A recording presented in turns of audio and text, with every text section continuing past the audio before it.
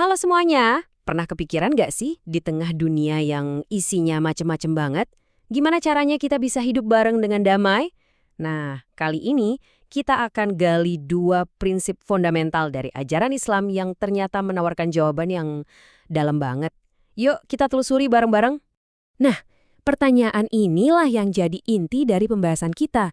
Ini bukan cuma soal teori loh, tapi tantangan nyata yang kita semua hadapi sehari-hari. Untuk bisa menjawabnya, kita perlu lihat langsung ke akar prinsip yang bisa jadi fondasi kita bersama.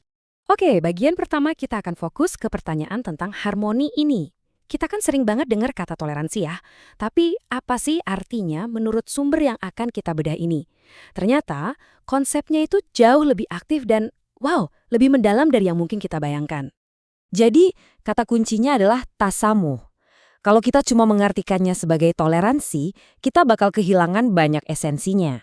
Sumber teks kita menjelaskan kalau akar katanya, samaha, itu berarti kemudahan dan kelapangan. Nah, ini mengubah segalanya.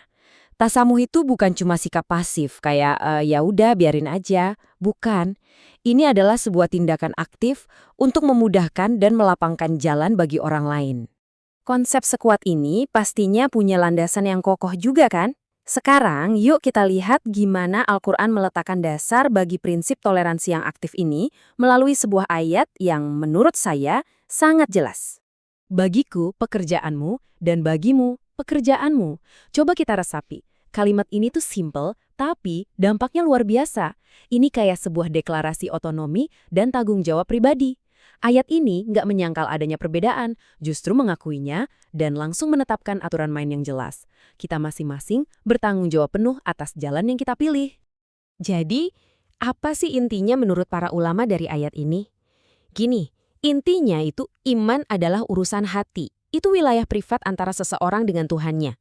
Kita sebagai manusia nggak punya hak untuk menghakimi isi hati orang lain. Tugas kita itu mengajak pada kebaikan bukan memaksa atau jadi hakim. Ujung-ujungnya, pertanggungjawaban itu ya sifatnya individual. Oke, dari toleransi antar keyakinan, sekarang kita geser ke prinsip yang bahkan lebih fundamental lagi, yaitu pemeliharaan dan penghormatan terhadap kehidupan manusia itu sendiri. Ini pilar kedua yang akan kita bahas. Coba deh, dengarkan baik-baik betapa kuatnya ayat ini. Nilai satu nyawa manusia itu nggak cuma dianggap penting, tapi disetarakan dengan nilai kali seluruh umat manusia. Ini adalah pernyataan yang benar-benar menempatkan kesucian hidup di level paling tinggi yang bisa kita bayangkan. 1. Cuma butuh satu nyawa untuk diselamatkan agar nilainya setara dengan menyelamatkan seluruh umat manusia. Dan sebaliknya, menghilangkan satu nyawa secara nggak adil itu setara dengan kejahatan terhadap seluruh kemanusiaan. Ini dengan brilian menggambarkan betapa dalamnya prinsip ini. Terus, implikasinya apa di kehidupan nyata? Menurut sumber kita, ayat ini adalah fondasi bagi masyarakat yang beradab. Perlindungan nyawa itu jadi hak universal yang melampaui batas keyakinan, bahkan ada larangan spesifik untuk menyakiti non-muslim yang hidup damai. Dengan kata lain, menjaga kehidupan adalah inti dari kontrak sosial itu sendiri. Tentu aja, prinsip-prinsip keren ini nggak cuma ada di atas kertas. Yuk kita lihat gimana ide-ide ini diwujudkan dalam aksi nyata lewat beberapa kisah yang sangat kuat dari sumber kita.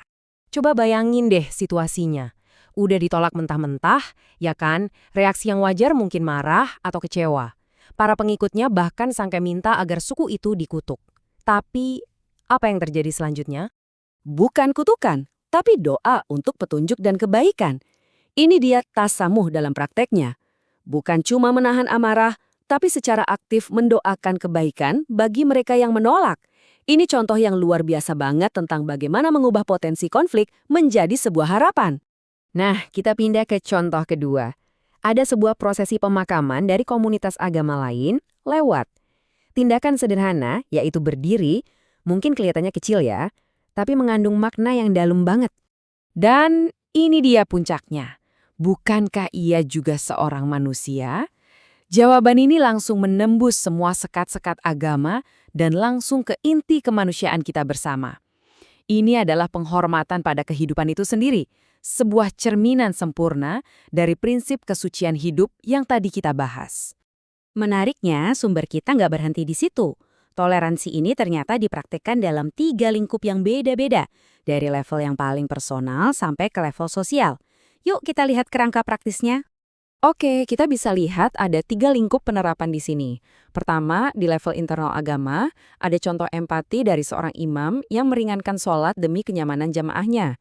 Kedua, di level antar agama, kita udah lihat contoh penghormatan pada jenazah tadi.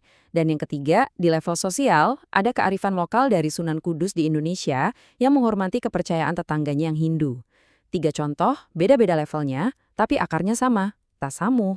Jadi, setelah kita lihat prinsipnya, landasan teksnya, dan contoh-contoh praktisnya, apa nih yang bisa kita bawa pulang dari semua ini? Mari kita rangkum pesan-pesan utamanya dan relevansinya buat kita sekarang. Nah, inilah inti dari semua yang kita bahas. Keragaman itu bukan masalah yang harus dipecahkan, tapi sebuah realitas untuk dijalani. Kuncinya adalah memegang teguh keyakinan pribadi kita, sambil secara aktif memberi ruang dan hormat bagi jalan orang lain. Dan yang paling fundamental, nilai setiap nyawa manusia harus dijaga, tanpa syarat dan tanpa kecuali. Saya mau menutup pembahasan kita kali ini dengan sebuah pertanyaan untuk kita renungkan bersama. Coba deh bayangkan, gimana jadinya dunia kita sekarang kalau setiap kebijakan, setiap tindakan, dan setiap interaksi kita diukur pakai 2 standar sederhana ini. Apakah ini melindungi kehidupan?